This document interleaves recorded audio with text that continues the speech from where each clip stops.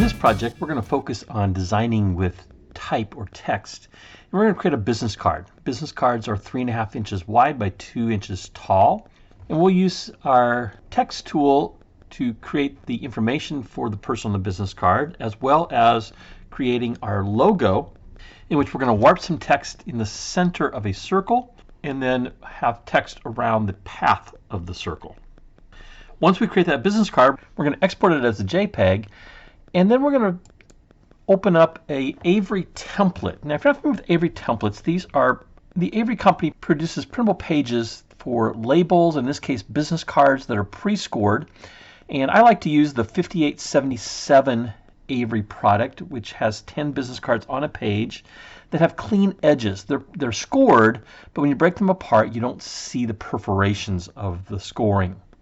We're going to download the Avery 5877 template that we can bring into Photoshop, and then all we need to do is place our business card, and like we saw in the previous lesson, we're going to create that into a smart object and then duplicate it 9 times. And now we have a template that anytime we want to print a new business card, we can just replace one of them and all 10 will replace, and we can print them out. So we're going to download the Avery 5877 template. If you go to their website at www.avery.com, you will find a link for templates, and we can choose Find a Template. We'll type in 5877.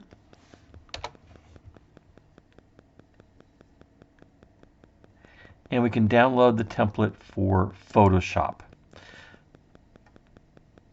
Now you can download it for portrait or for landscape. We're going to use the portrait one. Click the download template, and then you can open that into Photoshop. Let's jump over to Photoshop. We're going to create a new file, and I want my file to be in inches. The width is going to be 3.5, and the height will be 2 inches.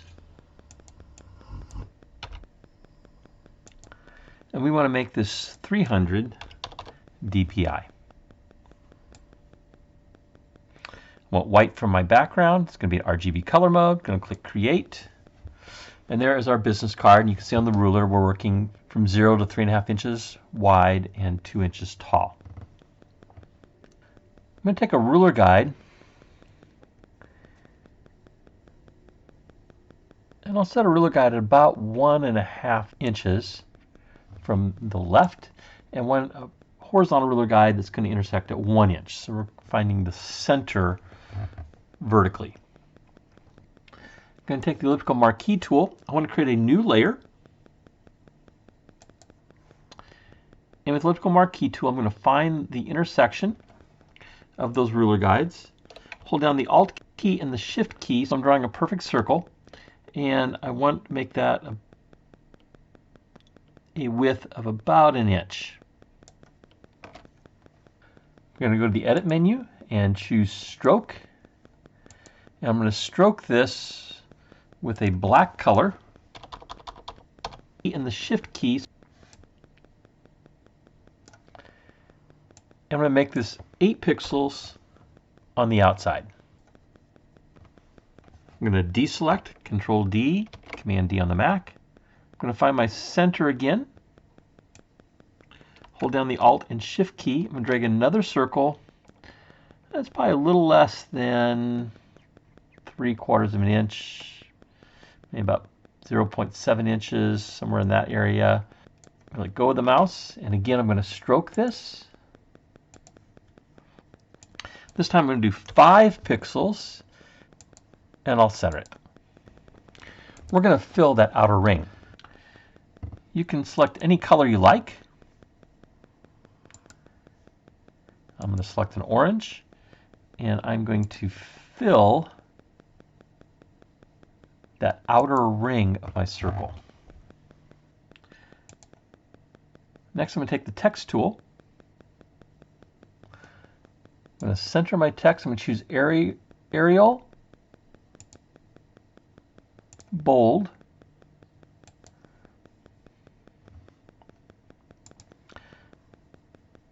and choose a stroke of black. And I'm going to bring the size down. We'll start at about 11. We might need to scale this a little bit different. But I'm going to type AZMAA and then enter.org.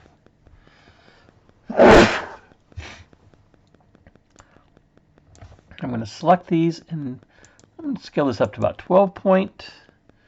Maybe even go a little bit larger, let's say 14 point. Okay. And with those still selected, I'm going to come over to my character menu, which you can also get to on the options bar here.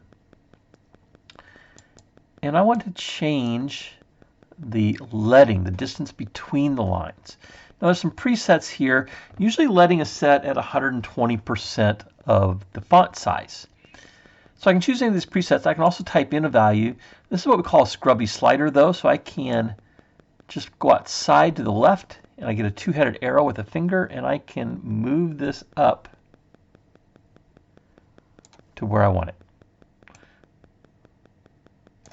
Actually, I'm going to make this .biz because I know that address is available. I just checked. And I might need to now make that just a little bit more of a greater leading. Okay, I'm going to move my text kind of in the center. Now I'm going to select that text. I'm going to go to the type menu and choose warp text. In the warp text menu, we're going to choose bulge. And I'm going to bulge this quite a bit. I want to make sure it still fits in my circle. And I want to focus a little bit on the top word, so I'm also going to change the vertical. Bring it down just a little bit. So I've got plus 70 and a minus 16 for the vertical. You can choose whatever settings look best for you. And you can use your arrow keys to nudge that down to where you want it. I'm going to add a layer style here. And the layer style I want is an outer glow. And I'm going to choose a yellow for my outer glow.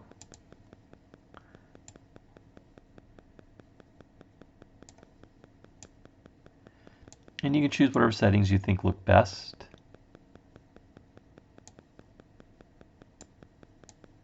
I'll click OK. Now I see this overlapping my circle a little bit here as far as the black line. So I'm just going to take my type layer and drag it below my layer 1. In fact, let's rename that layer 1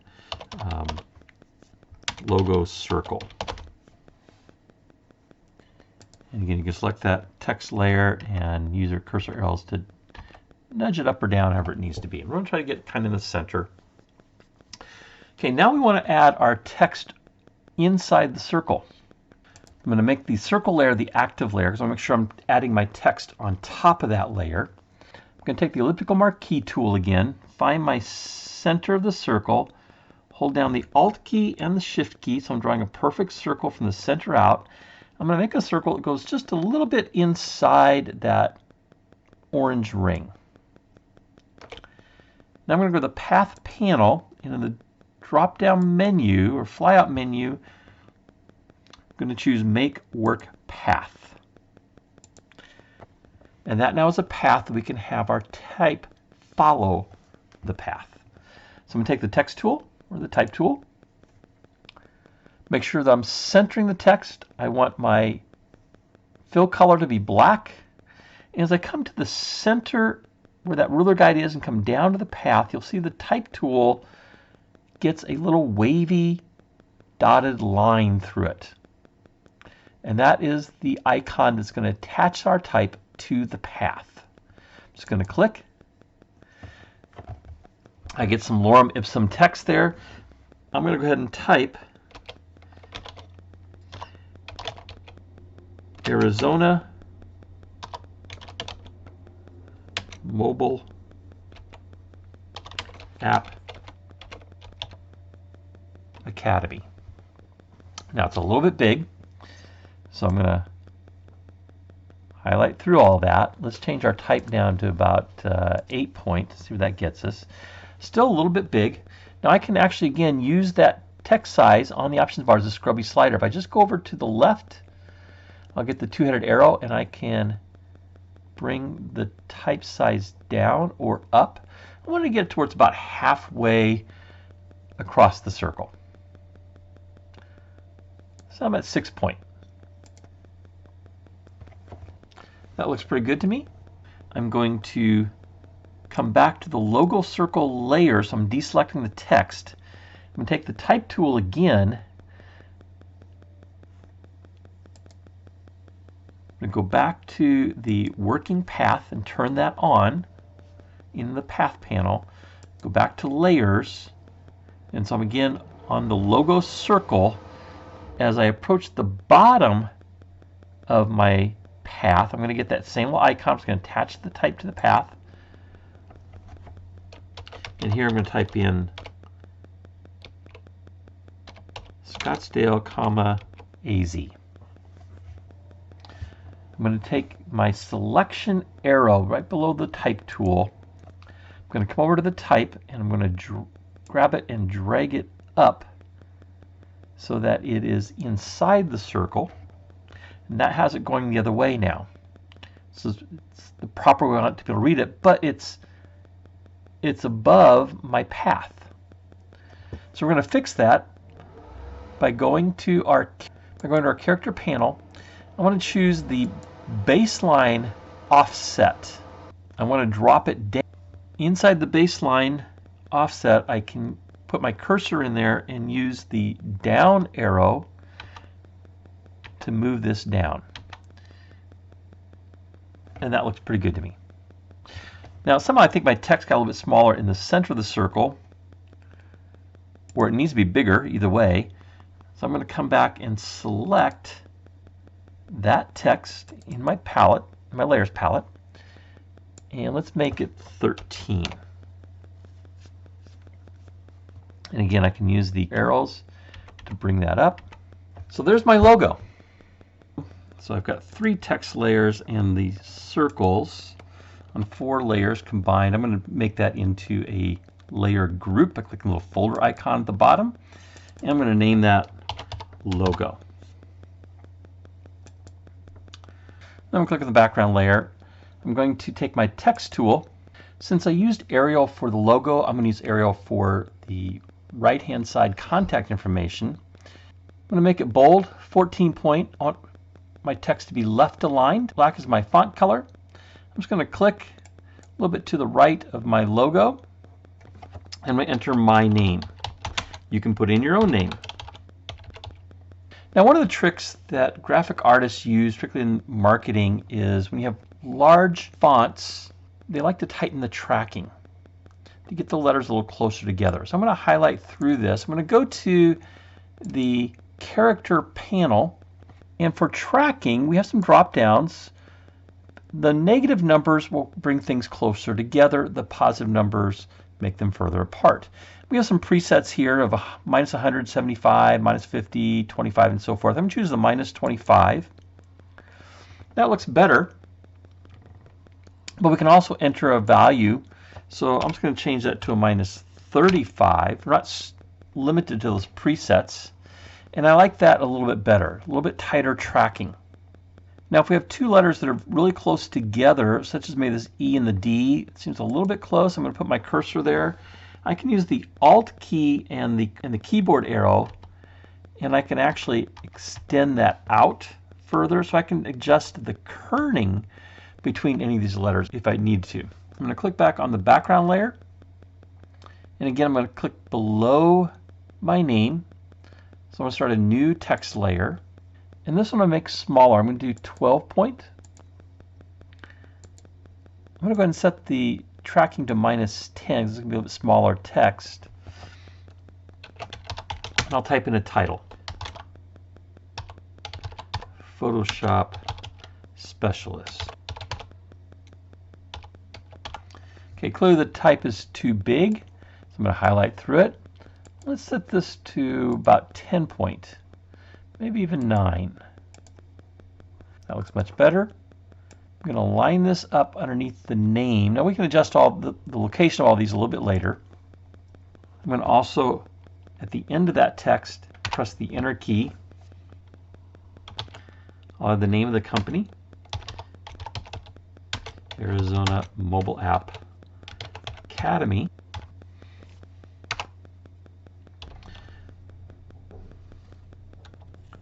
It's going to be 7340 North Rottweiler Drive,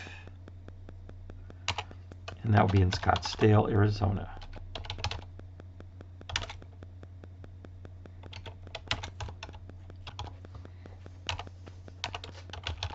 I'm going to press the Enter key twice to give myself a blank line.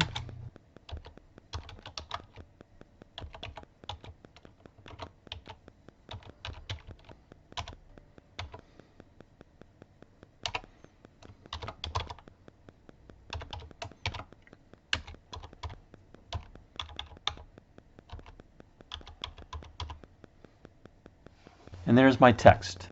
Next, we'll make some formatting changes. I'm going to select the title of Adobe Photoshop Specialist. Let's make this bold italic. And I'm going to change the text color, clicking the swatch on the options bar. And I'm going to come over and use my eyedropper to select the orange that we used in the logo. I'm going to take the word email. And let's make that a dark gray, and the same with the phone. And here I can use the eyedropper on one of the letters to make sure I get the same color. Click OK. Finally, we can select the Move tool. And in the Layers panel, I'm going to select both my name, hold down the Shift key, and select the other information. And we can move this text to where we want it.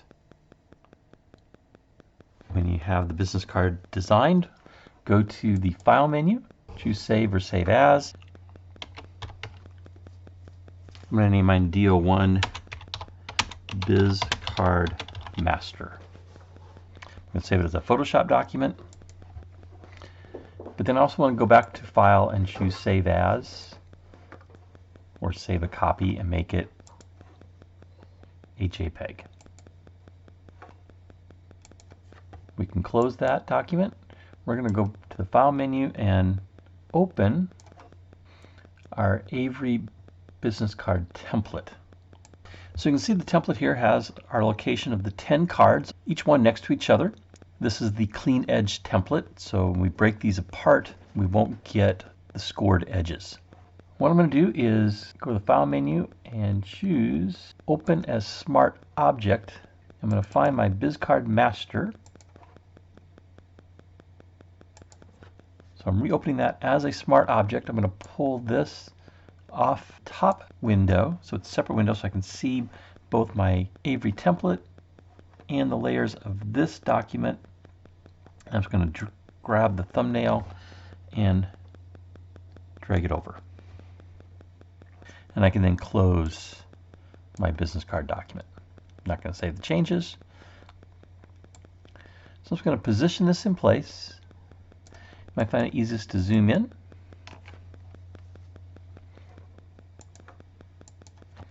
I'm going to use the arrow keys just to nudge it into place.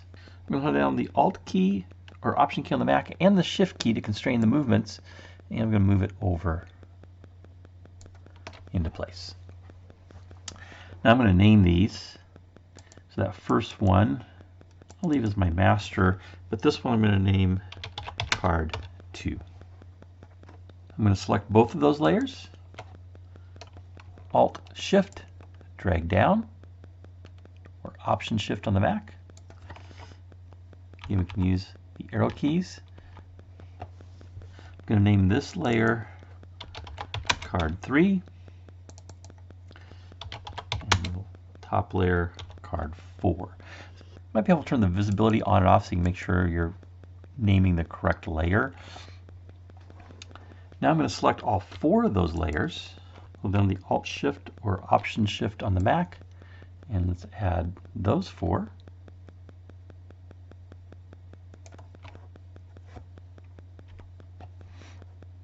And I'll name these card 5, card 6, card 7, card 8. Let me remind you, since we copied and pasted the original smart layer, these are all linked as smart objects. And we have 2 more to go. Now you can see I've got a little bit of a lagging measure here at the bottom. So I'm going to select these last 2. I'm going to bring them down just a little bit so they're basically right on that line. And then Alt-Shift, Option-Shift, drag down. We'll name those card 9 and card 10. And then my layers palette, I'm going to select 5 and 6. Nudge those down slightly. You can see I can see the line here. I get just a partial dotted line here. It's okay. There's enough give and take when we print these, but these should match up on those scored cards of our Avery cardstock that will feed through the printer. I'm going to zoom out.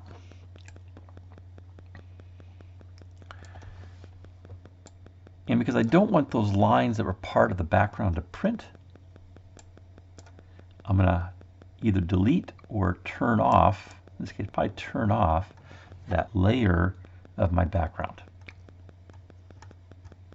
Let's go to the File menu, choose Save As, and I'll name this DO1 BizCard Layout Master. And again, the great thing about using smart objects, if I have another business card, I can right-click on any one of these smart object layers, choose Replace Contents, find that business card, and they all change. If you'd like to see more videos in the Photoshop Practicum playlist, click the title at the bottom. If you'd like to be alerted to new videos, please click my photo in the top right to subscribe to the channel.